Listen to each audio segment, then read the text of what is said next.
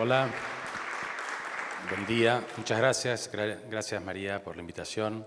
Gracias a DOCE Barcelona, a la Bienal. Bueno, es un placer estar acá. Yo soy productor y director de contenidos audiovisuales, interactivos, transmedia, hace bastante tiempo. Vengo de la academia, soy licenciado en Comunicación Social, pero básicamente un profesional. Y me dedico a producir, pero me interesó empezar a pensar, a detenernos en el hacer para pensar. Y algunas de las reflexiones que en ese pensar, en lo que estoy haciendo, en lo que estamos haciendo, que me fui encontrando, tiene que ver con que los humanos hoy, a partir de las nuevas tecnologías, nos encontramos inmersos en una nueva realidad, en una realidad múltiple. El público al cual le creamos historias, el público al cual yo me dedicaba a crearles historias, me di cuenta que tenía la atención fragmentada, que vivía en realidades fragmentadas, y básicamente consideré que tenía que ver con este concepto del sexto sentido, el concepto de que los humanos percibimos la realidad a través de nuestros 5 sentidos, el tacto, el gusto, la vista, el olfato, y hoy nuestra audiencia, nosotros mismos, tenemos una percepción de la realidad totalmente diferente. Percibimos la realidad, además de los sentidos tradicionales, de la forma tradicional, a través de la conectividad. Nuestra audiencia, nosotros, tenemos una percepción de la realidad que necesariamente está vinculada con la conectividad porque vivimos conectados en múltiples realidades, vivimos inmersos en múltiples realidades. Ese sexto sentido es la conectividad y lo necesitamos para percibir la realidad. Si no estamos conectados, acá el Wi-Fi no es muy bueno, se habrán dado cuenta, nos falla un poco, es un poquito de abstinencia que te agarra esa sensación de desconexión con la realidad que empezamos a tener, con la realidad que está más allá de esta realidad, es lo que nos pasa a nosotros y es lo que le pasa a nuestra audiencia. De eso vamos a hablar bastante hoy, de cómo entender a nuestra audiencia que le están pasando cosas tan personales y particulares como nos pasan a nosotros, que tiene que ver con esto, con que nos han crecido antenas, con que la tecnología nos inventó antenas y vivimos hoy la vida con antenas y no sabemos vivir la vida con antenas. No estamos preparados, nadie nos enseñó, porque somos los protagonistas, nos tocó a nosotros, somos esta generación, los primeros. Es algo bastante único, ¿no? En la historia de centenares, de miles de años de la humanidad, somos nosotros los protagonistas, el eslabón, ese momento, ese punto en el cual al hombre le crecieron antenas. Y en esa realidad de estar con antenas, estamos todos conectados en una nueva forma de percepción de la realidad, de generación de vínculos interpersonales que hace que nuestra audiencia sea distinta, absolutamente distinta. Lo particular de esto es que además volamos, porque los humanos hace 100 y pico de años empezaron a volar y ahora las razas se mezclan y vivimos experiencias con naturalidad de traslación física en los espacios y aparte de hiperconexión. Es difícil entender cómo hablarle a un público que está viviendo de esa manera cuando no hay reglas, no tenemos reglas para esa hiperconectividad. No sabemos, nosotros como audiencia, cómo vincularnos, como cuando a principio de siglo vivían en las calles los autos mecánicos con los tracción a sangre, convivían, así estamos nosotros viviendo analógicos y digitales. A mí me gusta decir orgánicos y digitales. El mundo orgánico y el mundo digital convive y se mezcla y no hay reglas. Los primeros semáforos se inventaron cuando los autos empezaron a chocar. Los semáforos no vinieron con los autos, vinieron después. Después de que empezaron a matarse, dijeron, ok, vamos a organizarnos. Por la izquierda vienen unos, por la derecha vienen otros, ¿sí? En el verde seguimos, en el rojo paramos, en el amarillo, en Argentina seguimos, en otros países, no sé, verán. Empezamos a poner reglas. ¿Las respetamos o no? Pero empezamos a poner reglas. Bueno, no tenemos reglas y en ese mundo nuestra audiencia, nuestro público, nosotros mismos estamos creando contenidos, que queremos que le lleguen a esa audiencia, queremos que los otros puedan participar, entenderlos, interactuar. Bueno, es complejo y no hay a quién ir a preguntarle, ¿no? No hay un libro que ir a buscar a ver dónde, si lo dijo Platón, Aristóteles, Borges escribió algo. Y están cambiando los parámetros, por ejemplo, del tiempo. Nuestra percepción del tiempo con estas nuevas irrupciones están cambiando. Hoy esto es algo personal, es un punto de vista, el parámetro tiempo empieza a permitirnos tener un control, una información del tiempo que nos permite tener mayor control del tiempo del que tuvo nunca la humanidad, básicamente porque tenemos archivos muy accesibles. Entonces el pasado es muy accesible. Es muy fácil empezar a tener información cuantitativa y cualitativa del pasado. El pasado está digitalizado, nuestro pasado empieza a estar digitalizado permanentemente. Ustedes, alguno me está filmando ahora, cuando salí había otra cámara que me filmó, y cuando entré al museo había otra, y en la entrada del hotel había otra. Entonces mi pasado, mi vida, es posible de ser reconstruida fácilmente, rápidamente. Y de esta manera podemos empezar a trazar líneas que nos permiten tener más predicción del futuro, entender mejor qué puede pasar, a tener algoritmos que nos permiten entender si podemos tener un punto en el pasado, el presente es este, orgánico, acá estamos, y podemos tener algoritmos con la Big Data y con la información que nos permiten entender qué va a pasar en el futuro, podemos tener cierta mayor capacidad de predicción de los comportamientos de la audiencia, porque de eso estamos hablando, de la audiencia, de cómo hablar y cómo hacer que nos puedan entender, pueda llegar nuestro contenido, en qué momento, de qué manera. Estos son parámetros nuevos y son los parámetros en los cuales nos estamos moviendo. Como siempre en el ajedrez de los contenidos, el contenido es el rey, sigue siendo el rey. Si no tenemos una buena historia, no tenemos nada. Tenemos que tener una buena historia, pero tenemos que tener en este ajedrez el conocimiento de dónde está nuestra audiencia. La reina son los hábitos de consumo. Si nosotros queremos llegar adecuadamente a esa audiencia, tenemos que poder jugar ese ajedrez de manera inteligente y múltiple. Y nosotros como productores y creadores de contenido, si queremos llegar a esa audiencia, tenemos que poder articularlos. Entonces, ahí empiezan a pasar situaciones particulares que nos permiten, recién veía el ejemplo de las chicas que decían volver a casa, cómo fueron encontrando la plataforma que les permitía llegar a encontrar la mejor narrativa. Empezaron con la foto en papel, fueron buscando otra narrativa y encontraron la manera de poder contar su historia de manera adecuada para llegar también a esa audiencia. Eso lo están buscando y descubrir cuál es su audiencia y a dónde van. Pero bueno, como decía, estamos haciendo el camino de andar, no hay reglas, nadie nos puede decir, no hay a quién ir a preguntarle. Entonces es un momento muy interesante, muy lindo, de experimentación, de probar, de ver qué onda, de ir a salir a experimentar. Y esto está pasando en diferentes estamentos o estratos de la producción, industriales y artesanales y artísticos. Estamos todos explorando.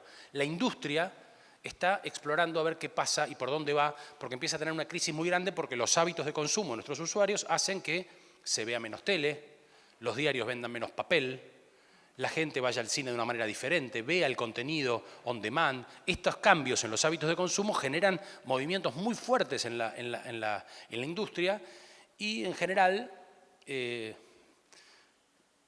quienes estamos acá o quienes producimos contenidos nos vinculamos con la industria, trabajamos en una industria, vivimos de poder contar nuestras historias y hacer nuestro trabajo de manera industrial. Yo, particularmente, mi disfrute artístico lo tengo en la fotografía, hago muestras fotográficas por fuera del mercado, totalmente afuera de todo, pero mi trabajo y mi vinculación expresiva dentro del mercado lo hago en múltiples plataformas y me vinculo de manera industrial. Y yo voy a contar ahora algunos casos y voy a mostrar algunos casos de exploraciones, de búsquedas, de sacar carabelas al mar a ver si del otro lado está América o hay algo y qué encontramos, hecho desde la industria y hecho también desde lo artesanal. Aquí estamos viendo búsquedas artísticas, búsquedas entrepreneurs. Yo soy un emprendedor también, tengo una pequeña compañía, trabajo de manera independiente. Y en este momento me tocó, y voy a contar un poco esa experiencia, también participar en una gran corporación que está buscando y explorando nuevas narrativas. Y de eso se trata, de encontrar el momento exacto y la narrativa exacta para surfear la ola que nos permita llegar a buen puerto en el momento exacto. Es decir, si en una tecnología llegás mucho antes y tu audiencia no tiene la herramienta para poder verla, tal vez te equivocaste de herramienta, tal vez te equivocaste de plataforma. Si las chicas de Kipu no elegían exactamente y no entendían cuál era la tecnología con la cual su su objetivo, su objeto de estudio, de trabajo, tenía la posibilidad de comunicarse, se hubieran equivocado. Bueno, por eso eligieron una tecnología analógica, simple, la línea celular. Bueno, esto es muy importante, entender qué herramienta vamos a elegir, en qué momento lo vamos a surfear, en qué momento me voy a subir a esa ola. Y si estoy haciendo un producto masivo y necesito que sea masivo porque es una película que necesito que tenga público, un programa de televisión, tengo que entender cómo está mi público y si estoy subiéndome en el momento adecuado. Esto es interesante también analizarlo en estos dos puntos de vista. Cuando nosotros como productores nos encontramos ante una decisión, ante la decisión de elegir una herramienta, una plataforma para contar una historia, estamos tomando una decisión que va a tener que ver directamente con la audiencia y va a tener que ver directamente con las posibilidades que le damos a esa historia. Quiero decir, los documentales interactivos contados a través de una desktop, de una computadora, quien cuenta una historia de esa manera está tomando una decisión que está dejando al 70% de la audiencia que entra a Internet afuera, porque hoy el 70-80% de la audiencia está entrando por el celular y más. Entonces, cuando tomo una decisión, tengo que ser consciente de la decisión que tomo, ni bien ni mal. Consciente, digo, un escultor decide hacer una escultura y sabe que esa escultura no camina, no se mueve y no va a tener, su mensaje va a llegar a la gente que se pare enfrente y que lo pueda ver. No está ni bien ni mal, es una decisión, una manera de contar y una decisión. Bueno, si nosotros decidimos hacer documentales interactivos, desktop, que no tienen una versión móvil, estamos decidiendo a qué público le vamos a hablar, qué masividad vamos a tener, de qué manera lo vamos a monetizar o no. Y ese es otro tema, si vamos a monetizar, si vamos a poder hacer que eso que estamos haciendo, eso que nos gusta hacer, eso que es nuestro trabajo, nos va a permitir vivir de eso. ¿Y de qué manera lo vamos a poder hacer? Entonces ahí nos empezamos a mezclar con el mercado, con las decisiones, con la audiencia, si vamos a hacer un producto masivo, si vamos a llegar a un nicho. Esas son decisiones y son caminos que cada uno de ustedes tiene que tomar y tiene que ser muy consciente, porque en este ajedrez del contenido y el hábito de consumo, si no jugamos juntos las fichas, nos podemos quedar en el medio y podemos perder la partida, de eso se trata. Esto nos va a obligar, poder querer hacer esto, a tener nuevas herramientas en nuestra caja de herramientas. Tenemos que tener nuevos saberes. Perdón, me quedó de una presentación en portugués.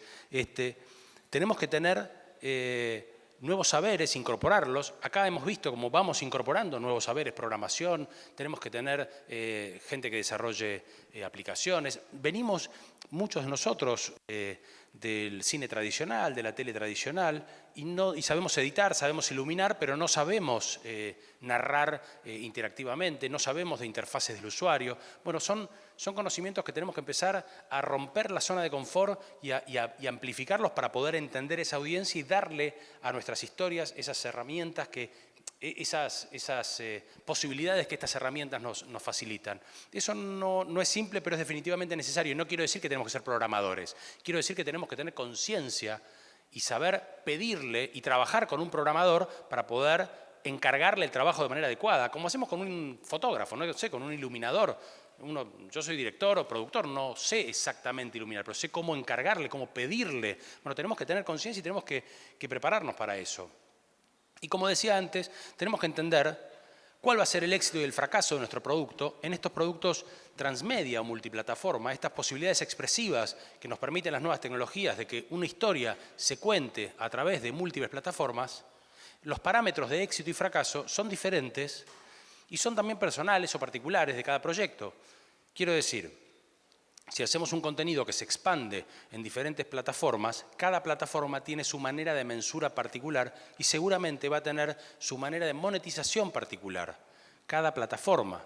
Entonces, la mensura del éxito en términos económicos va a tener que ver con cada una de esas plataformas individualmente, y la mensura del éxito en cuanto a la audiencia va a tener que ver con haber tomado adecuadamente la decisión de a qué nicho o a qué audiencia quiero llegar.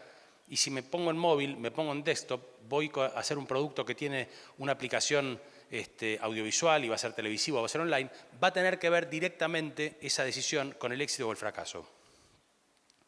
Vuelvo a la placa inicial. Mediamorfosis. Mediamorfosis es una plataforma latinoamericana que creamos hace 3 años, dedicada a pensar mientras hacemos y a fomentar esta nueva manera de producir contenidos en Latinoamérica. Hoy Mediamorfosis está en Buenos Aires, en San Pablo, en Uruguay, en Colombia, en Medellín, probablemente en breve en Bogotá, y estamos ahora definiendo y cerrando probablemente para hacer Mediamorfosis acá en Santiago. Les voy a mostrar un pequeño tráiler de 2 minutos donde se ve un poquito lo que fue la última edición de Mediamorfosis en Buenos Aires hace unos días, y todo tiene que ver con todo, ahora lo vamos a vincular. Vamos a ver un poquito de esta presentación.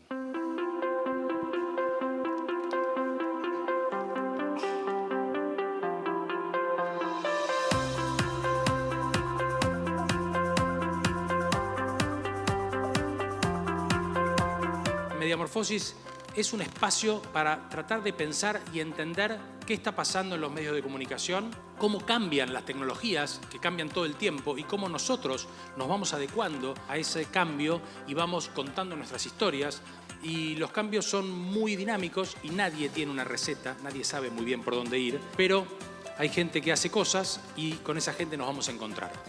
Mediamorphosis is, for me, an experience that is unlike any I've ever had. The creative opportunity today is to design what the future will look like. El transmedia es tan variopinto, tan democrático, tan creativo. One of the most important things about transmedia is that it's multiple media. It's many different media coming together. And I think we need institutions that are going to support it from that lens. Most people ask us how we came up with this idea of doing a show in real time. I often describe the show as a mix between a drama series and a blog. I'm so honored to be here and learn more about the industry here in Latin America. La oportunidad de conectar con otros productores, de dar a conocer lo que estamos haciendo es muy buena.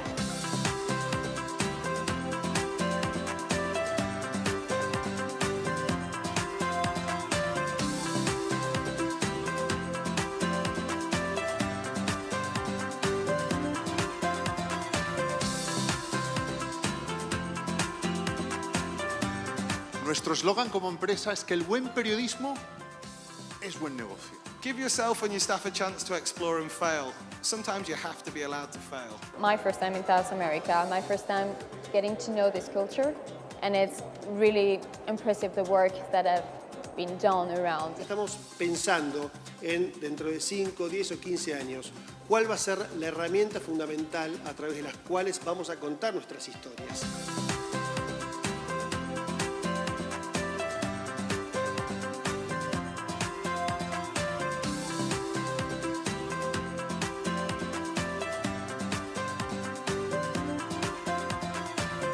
The team behind Damian Kirzner, it's amazing. They're trying to point out how transmedia is really important today and how we are changing the means and the ways we consume the content. This industry is changing so rapidly, so you really have to keep on learning and learning. Estamos en el ajedrez de los contenidos donde claramente el contenido es el rey. Siempre, si no hay una buena historia, no tenemos nada. Pero lo que estamos dándonos cuenta ahora es que la reina de este ajedrez son los hábitos de consumo. Me repito un que poco. Están cambiando todo el tiempo. A ese usuario nuevo que cambió absolutamente su manera de percibir el mundo, nosotros le queremos contar historias, queremos hacer periodismo, y es bastante diferente. Bueno, Mediamorfosis es un espacio donde tratamos de entender hacia dónde van las narrativas nuevas, la realidad virtual, la realidad aumentada, las nuevas posibilidades que va trayendo la tecnología, y cómo se narra de manera innovadora en los medios tradicionales. Cómo cuenta ahora la televisión cuando empieza a tener otras plataformas con las que se puede encontrar. Cómo evoluciona el cine, cómo evolucionan... voy a desconectar internet porque está entrando ahí. Cómo funciona, cómo evoluciona la prensa gráfica, cómo evolucionan los medios tradicionales y cómo van evolucionando en función de esos hábitos, y cómo en esas evoluciones nosotros tenemos posibilidades de contar historias y de trabajar en esos medios para poder contar nuestras historias básicamente y ser felices haciendo nuestro trabajo, que es lo que esperamos. Entonces, en ese punto, en ese encuentro, invitamos casos de todo el mundo, casos interesantes de medios que están evolucionando, y gente que nos puede venir a contar su caso Y ahora voy a contar dos casos puntuales que me parece que son interesantes para atender. Y por otro lado, lo que hacemos es invitar a profesionales que están, como ustedes, aquí, generando sus propios proyectos nuevos para impulsarlos y ayudarlos a crear encuentros en Latinoamérica para poder coproducir, para poder entrar a otros territorios. Usamos esa red latinoamericana y a los mejores proyectos, a los que están más preparados, los impulsamos para ir a festivales internacionales con los que vamos haciendo acuerdos para que puedan abrir su networking y para poder ir generando proyectos que vayan abriéndose en el mundo. En este Mediamorfosis que terminó hace unos días, invitamos a las chicas del caso Scam. ¿Lo conocen el caso Scam? No. Bueno, ¿sí? Una sola persona lo conoce. Bueno, les voy a contar de qué se trata Scam y por qué lo trajimos. Scam es una webserie de ficción para adolescentes realizada en Noruega que encontró un punto de contacto y una forma narrativa muy interesante, muy extrapolable para otras realizaciones y para otros productores. Scam es una serie de la televisión pública noruega, la NKR, que realizaron con la dirección de Julie Andem y Mari Magnus. Julie Andem es la directora y guionista y Mari Magnus es la responsable de contenido web. Y ahí están, y ellas dos son el equipo, y ahí está la clave, una de las claves.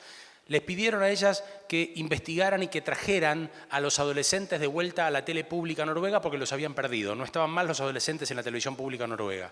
Entonces ellas estuvieron durante 8 meses investigando al público adolescente noruego y decidieron hacer una serie para un público objetivo de 30.000 chicas de 16 años de Noruega, de la capital de Oslo, que están por irse de la preparatoria, de la secundaria, decimos en Buenos Aires, y que su ceremonia de traspaso, su ceremonia de salida, es algo muy particular que hacer en Noruega.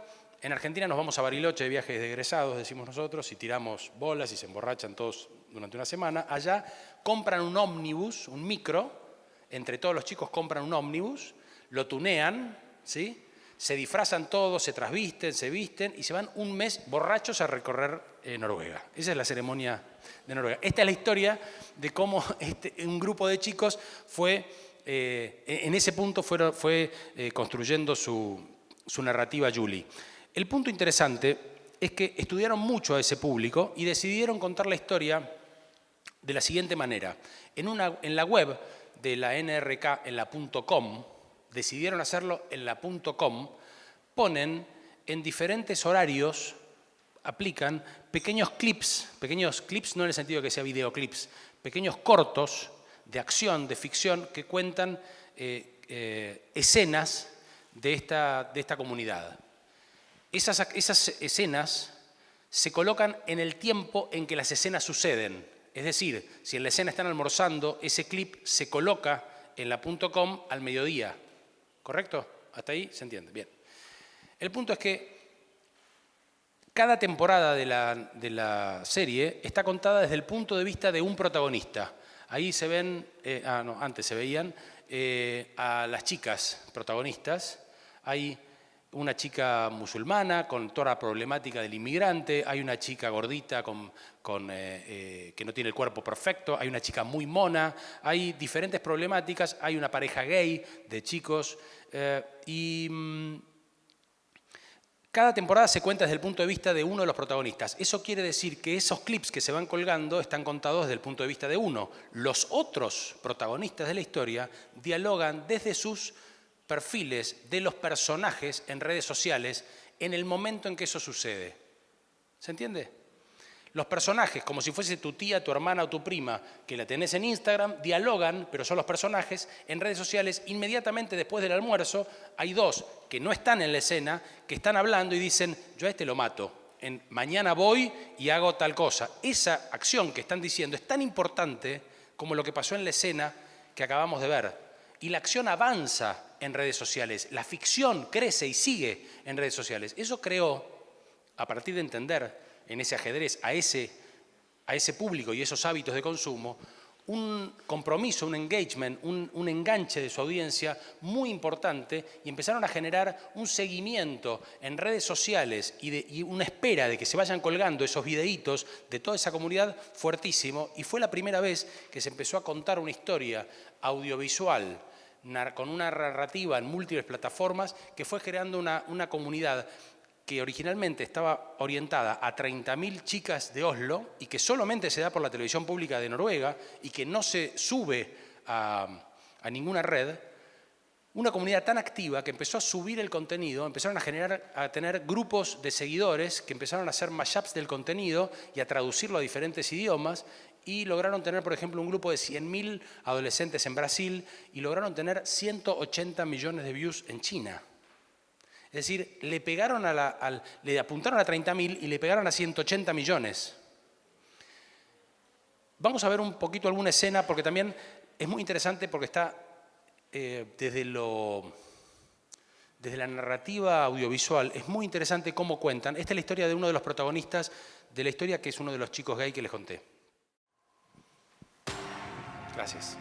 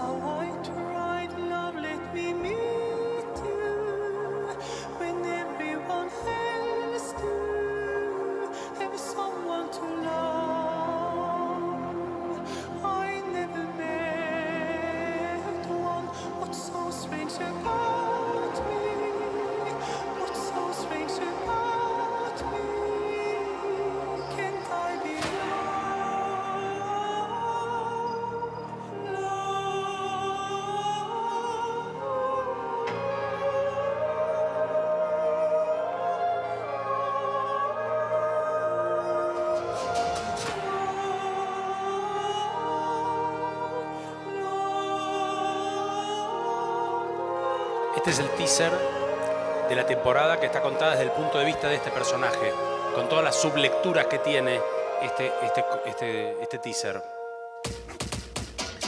Les muestro uno más, para mi gusto fascinante.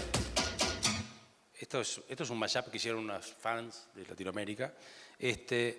Vamos a ver la historia el teaser de esta protagonista, de la chica musulmana que tiene una relación bastante particular con la comunidad de Noruega, que se siente excluida, que vive con cierto resentimiento su relación. Esta es la historia del personaje. Miren cómo la presentan.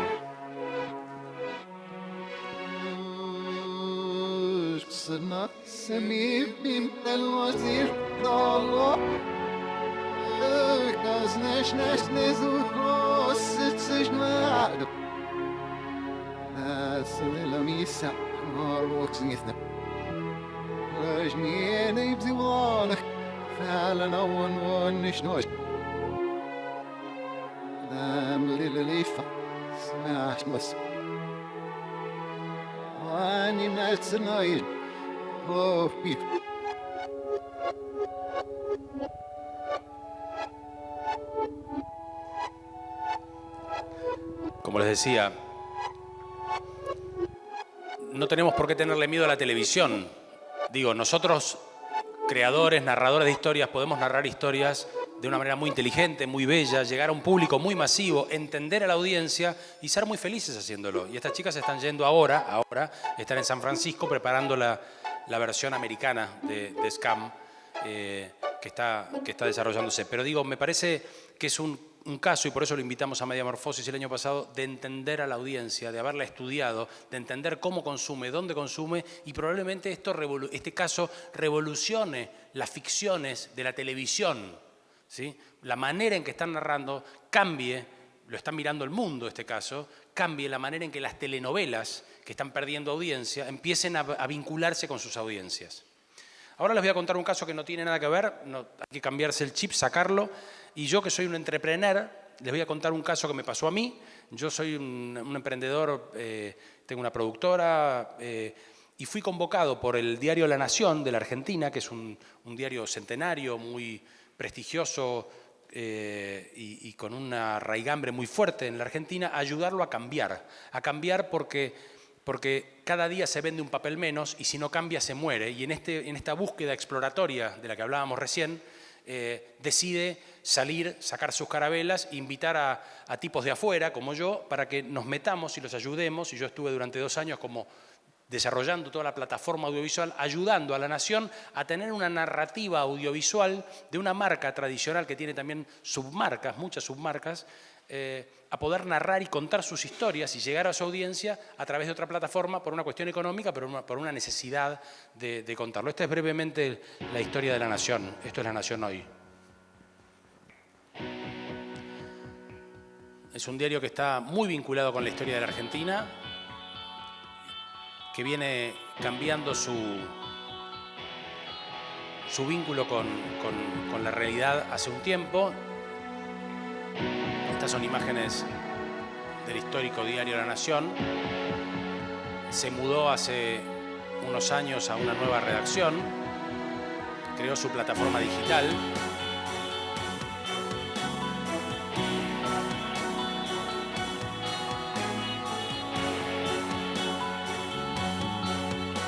Y nosotros, junto con un equipo que lo venía haciendo hace tiempo y de manera muy profesional, creamos un canal de televisión, una interfaz audiovisual que le permitió a ese grupo expresarse y generar contenidos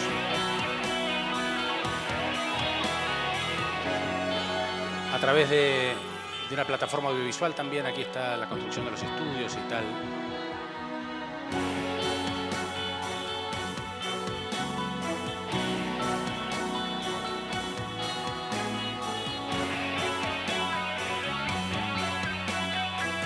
Del canal de televisión, pero había que hacer un cambio cultural en esa redacción para poder empezar el cambio. Y el grupo directivo de La Nación, antes de que yo llegue, primero decidió contratar un gerente general que venía del mundo digital. Era el responsable de la transformación de una compañía de celulares y lo pusieron al mando del diario, del periódico, de la empresa. Y una de las cosas que hicieron antes de que yo llegue fue esto. Fue invitar a la redacción, a ese lugar sacrosanto donde se construye la verdad todos los días de una redacción, a Café Tacuba. Como una señal interna de un cambio cultural, de una necesidad de cambiar. Y en esa redacción, donde las firmas más prestigiosas de la Argentina y que influyen fuertemente en el mundo político de la Argentina, escriben. En esa redacción podía pasar esto. En esa redacción podía tocar Café Tacuba, se podían subir arriba de los escenarios, de los escritorios. Esa redacción empezaba a transformarse, empezaba a cambiar. Y en esa redacción que hoy pasaba esto, podía empezar a pasar cualquier cosa. Y eso empezó a pasar. Se empezó a ver un cambio cultural adentro de una empresa de medios que se fue expresando de diferentes maneras ese cambio. Ese cambio se fue expresando a través de la capacitación de esos profesionales que saben escribir de una manera muy buena y muy artística en muchos casos y con plumas súper reconocidas, necesitan ahora expresarse a través de su cuerpo, utilizar la voz, utilizar la imagen, utilizar la palabra. Entonces hicimos grupos de capacitación con profesores de teatro y los llevamos y empezamos a ayudarlos a expresarse, a perder la vergüenza, a andar descalzos. Hicimos una masacre de corbatas, tiramos las corbatas a todos lados. Entonces era muy interesante ver a los más prestigiosos periodistas de La Nación en camiseta y haciendo que se movía el cuerpo con el viento, como los árboles y las hojas van cayendo y todos perdiendo la vergüenza y gritando y mugiendo por la redacción. Pero bueno, fueron perdiendo la vergüenza al cuerpo, al exponerse. Fuimos transformando los oficios de muchos profesionales de una empresa tradicional que necesitaba expresarse para generar una nueva plataforma. Hasta que se definió la realización de un canal de televisión. La Nación, en esa transformación y en ese cambio también, decidió que ya no solo iba a tener su contenido en el mundo digital, sino que también iba a tener un canal de televisión por una cuestión económica. Me meto en el mundo de los negocios. Digamos, la Nación apunta a la parte del paquete publicitario del print y el digital. La televisión y el audiovisual le queda fuera. En la Argentina el 95% del país está cableado y el cable tiene una posibilidad publicitaria que si no generan un canal de cable no podían acceder, así que me pidieron un canal de cable y me dieron 6 meses para hacerlo y bueno, lo hicimos. Empezamos a diseñarlo, elegimos que la marca fuera LN, que la expresión audiovisual de la Nación fuera LN+, creamos una identificación de marca, fuimos trabajando en toda su identidad junto con un equipo propio y externo, empezamos a bocetar estudios dentro de la redacción, creamos una cantidad de estudios adentro de ese espacio físico y el día 7 de noviembre arrancamos, se lanzó, esta es la tapa de la revista dominical con las estrellas donde lanzó el canal, fue con mucho sacrificio pero se logró hacer, por momentos fui líder del proyecto, por momentos fui liderado por un equipo de profesionales, fui un poco un terapeuta de ese grupo de profesionales de la Nación que conoce bien su marca pero necesitaba expresarla de manera audiovisual. Hicimos un proyecto que me parece muy interesante traer acá, que es Historias Extremas, que es un producto documental, lo pueden encontrar en historiasextremas.com, donde se ve la transformación de los oficios y las narrativas. Básicamente los periodistas tradicionales pasaron a ser entrevistadores y productores periodísticos. Los fotógrafos, el grupo de fotógrafos periodísticos más interesante y más reconocido de la Argentina, pasaron a ser camarógrafos, los ayudamos a manejar el sonido, los capacitamos en sonido, les compramos equipos de iluminación, los ayudamos a entender cómo trabajar y los hicimos en esta producción, los ayudamos a salir en grupo, de a dos, para que unos hagan foto fija y otros video, porque este contenido fue un contenido transmedia que se expresó a través de múltiples plataformas. Tenía por un lado el contenido papel, este es ahí se ve en la tapa de La Nación, el Chaltén dice Meca, eso es un capítulo, esta es una página el día domingo. El mismo contenido se fue evolucionando y tenía una versión digital, ahí está en el medio la versión digital de este mismo contenido en la página.com, pero aparte creamos documentales interactivos similares a los que venimos hablando, interactivos muy bellos, junto con el equipo digital y de infografías del diario, los capacitamos y los ayudamos a crear contenido interactivo y con contenido enriquecido creamos una serie de documentales interactivos y documentales audiovisuales que están todos alojados en historiasextremas.com. Les muestro brevemente para que vean la calidad de qué va esto. Lo paré, perdón, qué tonto. 11 de la mañana, 31 minutos en la República Argentina, en Buenos Aires, el cielo ligeramente nublado. Argentina tiene historias. Y tiene historias extremas. Y allí le dije, ¿cuántas eran las chicas que querían dejar la prostitución? Entonces me dijeron todas. Historias calientes. El día más caluroso de mi vida ha sido con 47 grados. Filosas. Hubo un accidente ayer. Tensas. Y falleció un amigo, ¿no? Historias arriesgadas que nacen en los bordes y llegan hasta el límite. Un equipo integrado por los más destacados cronistas, camarógrafos y fotógrafos de la Nación salió a buscar esas historias para que vos puedas vivirlas en primera persona. Cuando es invierno... Bueno, lo dejo de fondo. Es un ciclo documental que cuenta historias extremas de la Argentina. Una monja de clausura que ayuda a un grupo de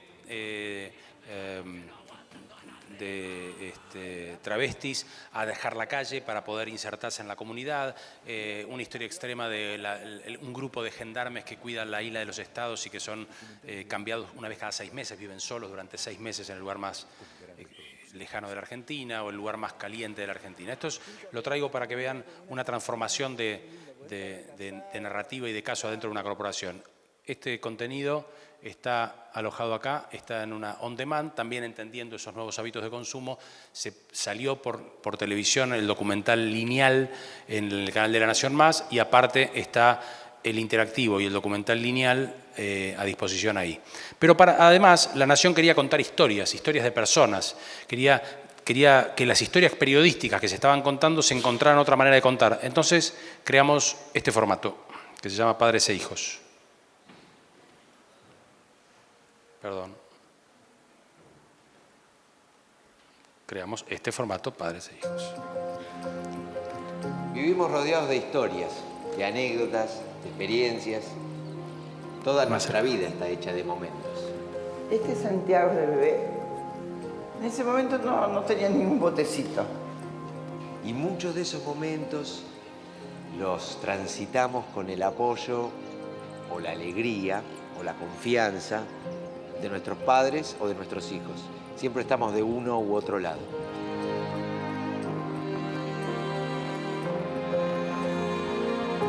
Personas únicas, irreemplazables, por las que somos capaces de darlo todo.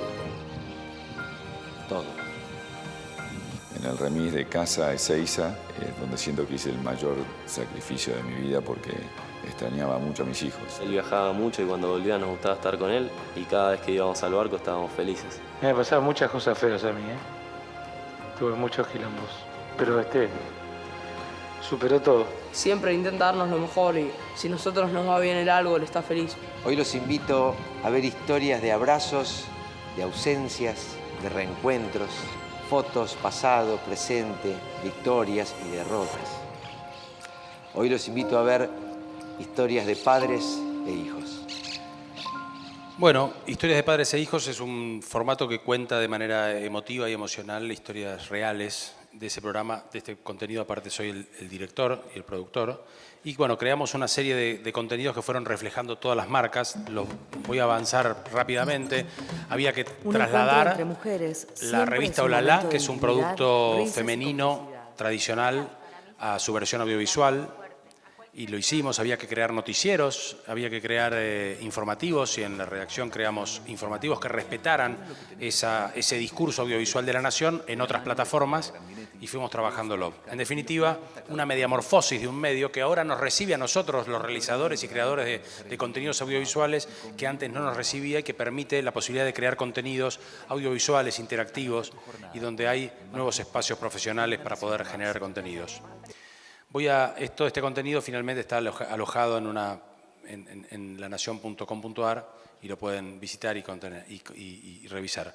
En definitiva, esto fue arreglar el avión mientras estábamos volando, bien diferente a estar creando un contenido desde cero. Voy a saltear todo esto porque si no nos llegamos y voy a ir al último punto, ¿sí?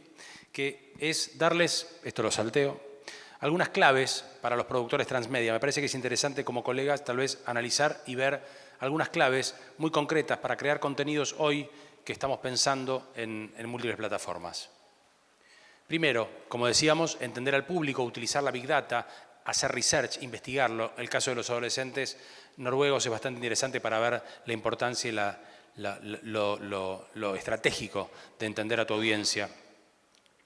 Propiciar las condiciones para que la gente participe creando contenido, ¿sí? Dejarlos ser prosumidores, invitarlos a invitar a la audiencia a participar para generar engagement, para generar compromiso en el contenido.